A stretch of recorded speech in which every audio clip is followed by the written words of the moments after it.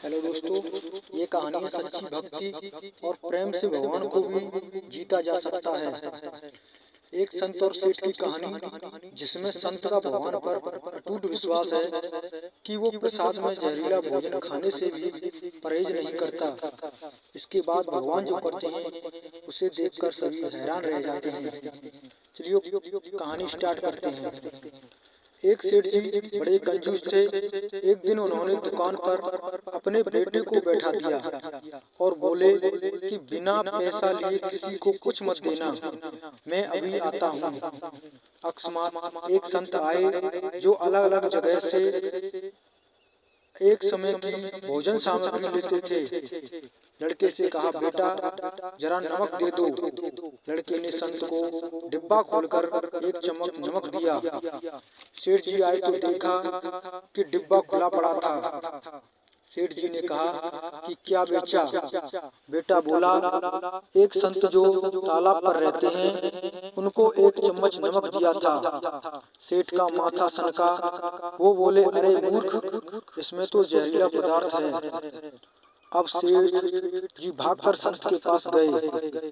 तब तक संत भोजन बनाकर भगवान का भोग लगाकर खाने की थाली लेकर बैठ चुके थे। सेठ जी दूर से ही बोले, महाराज रुकिए, आप भोजन ना करें। संत जी बोले, भाई हम तो प्रसाद लेंगे ही, क्योंकि भोग लगा दिया है। भोग लगाकर भोजन छोड़ नहीं सकते। अगर भोग नहीं लगता तो भोजन बेशक छोड़ देते। यह कहकर संत ने भोजन को प्रसाद समझकर खाना शुरू कर दिया। सेठ जी के होश उड़ गए। वो रात भर वहीं बैठे रहे। सेठ को रह रहकर ये चिंता सता रही थी कि अगर संत को कुछ हो गया तो बड़ी बदनामी होगी। रात में अगर तबीयत बिगड़ी तो कम से कम वैद्य को दिखा देंगे।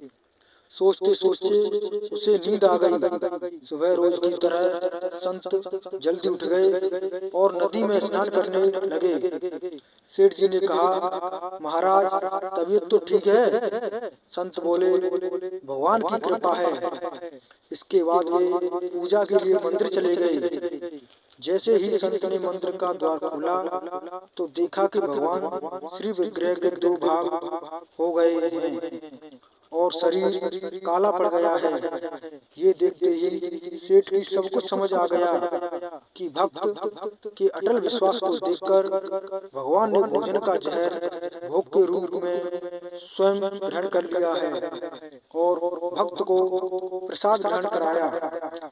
इसके बाद सेठ ने तुरंत घर जाकर बेटे को दुकान सौंप दी और स्वयं संत की शरण में जाकर भगवान की भक्ति करने लगा।